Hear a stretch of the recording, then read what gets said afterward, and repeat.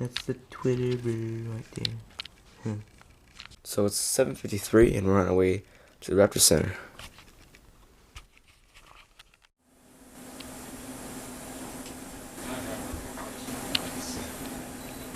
No. Well, if you're a mouse here, you have very good legs, but He's smelling at the wrist on the left wing. always give you raptors. Here, put a towel here and the drop.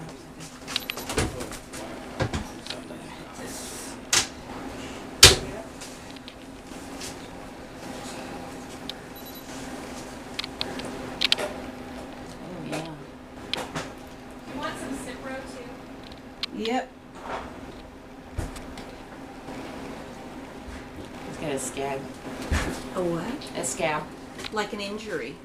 Poor Poor thing. Yeah, it's not real fresh though. Looks like there's a bit of an abscess under the skin there.